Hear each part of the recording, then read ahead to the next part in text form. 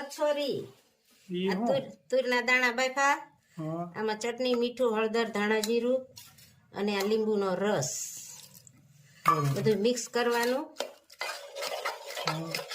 અને પછી મસાલો ભરવાનો. ઓલા કેવું પાણીપુરી જેવું થાય? હા, પાણીપુરી જેવું થાય. સરસ મજાની બે કચોરી, આ તદ્દન નવો ધડાકો, નવી રેસીપી કચોરી. એમાં શું ભેળવ્યું છે? આ તુરના દાણા હોય ને એના બાફા, પછી ચટણી, મીઠું, હળદર, ધાણા જીરું ને લીંબુ. બીજી આઈટમ કઈ? બસ બીજું કઈ નહીં. તુવેરનું જ વધારે છે ને? આ તુરની જ બને કચોરી. બરોબર છે. અને આ લોટ બાંધવાનો છે, પછી પૂરી વણવાની, પછી એમાં મસાલો આમ મિક્સ કરીને ભરીને તળવાની. ઠીક, બરોબર. આ ઠરી જાય આ લોટ બંધાઈ જાય. સરસ મજાની કચોરી બની રહી છે. આ તો નવી રેસીપી છે. કચોરી વાળી.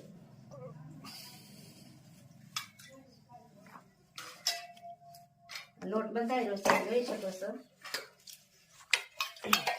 સેજ કડક લોટ બાંધવાનો, રોટલી જેવો ઢીલો નહીં બાંધવાનો, એટલે પૂરી હરખી થાય ને સારી થાય. આમાં મીઠું અને ધાણા જીરું અને મોણ નાખ્યું હોય લોટમાં.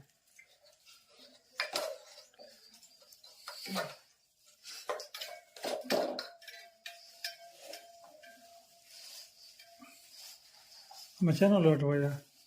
આ મેંદાનો હોય ને ઘઉંનો ચાલે કચોરીમાં. અને બે મિક્સ હાલે, થોડોક મેંદો ને થોડોક ઘઉં. મેંદો ભારે પડે એટલે ઘઉં અને મેંદો એ બે ને પૂરીઓ બને. હા, અને તુવેરનું છે, આપણે પાણીપુરીમાં કરીએ એવો જ મસાલો ઘણો ખરો. હા, સ્પેશિયલ તુવેરનું છે. ખાલી તુર હોય આમાં. કચોરી, કચોરીની નવી તદ્દન ધડાકો રેસીપી. કચોરી સરસ મજાની રેસીપી તૈયાર થઈ રહી છે આજ તો. હા, મસ્ત મજાનું બનશે આજ ભાઈ.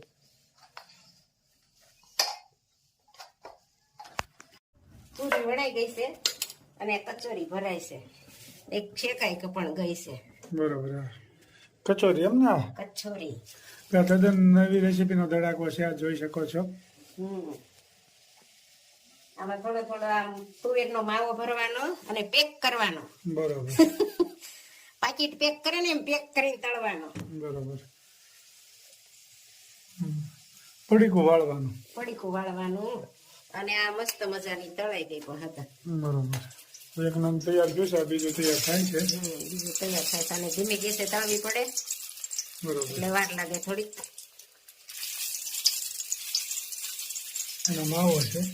માવો, આ પૂરી અને આ કચોરી સરસ મજાનું તળાવ મળી છે. મસ્ત મજાની.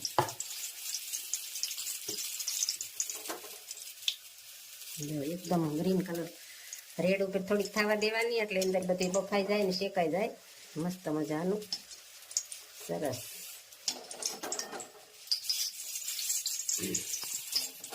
તૈયાર થઈ ગઈ ને? તૈયાર થઈ ગઈ. સરસ મજાની કચોરી જમવા પણ ગઈ જાય ગરમા ગરમ. જય સ્વામિનારાયણ. આ શીરો બનાવવાનો છે. જય સ્વામિનારાયણ. ઘી મૂક્યું છે, આ લોટ અને ખાંડ તૈયાર કર્યા છે અને પાણી ગરમ મૂક્યું છે. બરોબર.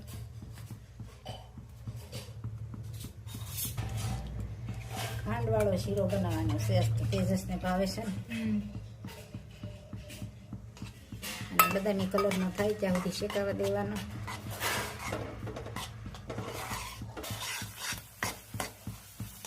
ઘી ને બધું મિક્સ કરી દીધું છે લોટ, અને બદામી કલર નો થાય ત્યાં સુધી શેકાવા દેવાનો.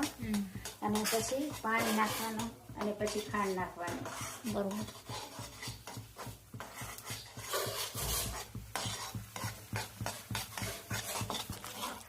શીરો શેકાન રેડી થઈ ગયો છે. હા, જો બદામી કલર નો થઈ ગયો. હવે સુગંધ પાણી આવવા માંડી છે.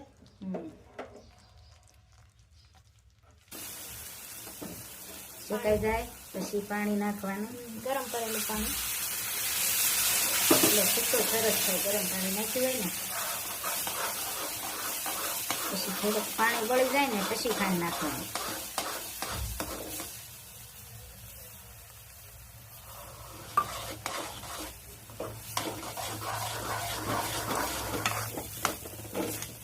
સરસ મજાનો શીરો બની ગયો છે ને ભાવતી હોય તો કમેન્ટ કરજો.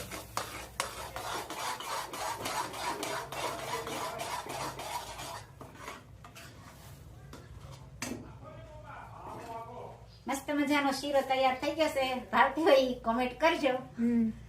જય સ્વામિનારાયણ. જય સ્વામિનારાયણ. શું બનાવવાનું છે આજે? આજે ખીચડી.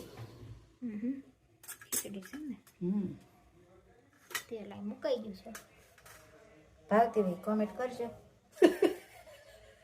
હા, રાઈ જીરું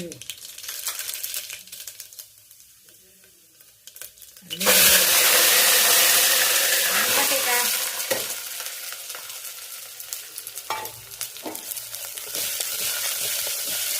વઘારેલી ખીચડી. ઘરેલી ખીચડી ચટણી ધાણા જીરું હળદર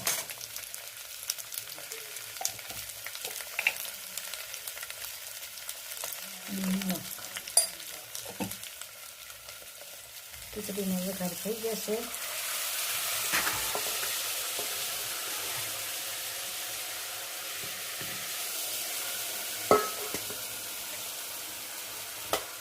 નાખવાનું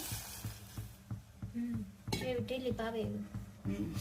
કડક ભાવતી હોય તો ઓછું પાણી નાખવાનું ને ઢીલી ભાવતી હોય તો વધારે નાખવાનું. ખીચડીનો વઘાર થઈ ગયો છે.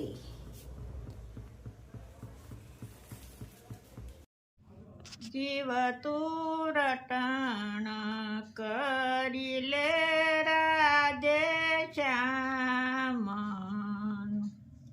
જીવ તું કરી લે ને હરી સાથે હેત, અવશ્ય રયાવો નહીં આવે. જીવ તું આવ્યો ત્યારે કાંઈ નથી લાવ્યું, જીવ તું નથી બેઠો કરીને કામ, અવશ્ય રયાવો નહીં આવે.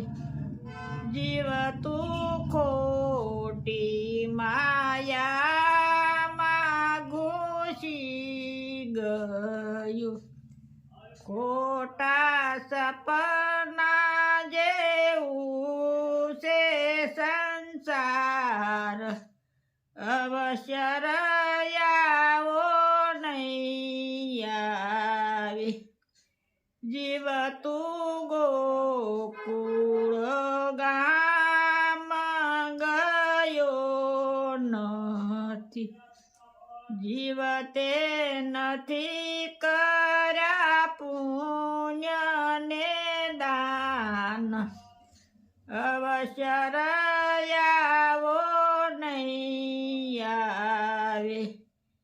જીવ તું રટણ રેતી માં લોટ્યો નથી, જીવ તે નથી કર્યા યમુનાજીના પાન, અવશ્ય રયાવો નહીં આવે. જીવ તે વ્રજની પરિક્રમા કરી નથી, જીવ તે નથી નિરખ્યા શ્રીનાથજીના રૂપ, અવશ્ય રયાવો નહીં આવે. હું તો જાવ વલ્લભ કુળને વારણી, બલિહારી જાઉ માધવ દાસ, અવશ્ય રયાવો નહીં આવે. જય સ્વામિનારાયણ. ખૂબ સરસ મજાનું જય સ્વામી. ખૂબ સરસ મજાનું કીર્તન ગાયું કે જીવ તું મનુષ્યના અવતારમાં આવ્યો છો, હવે આવો અવસર નહીં.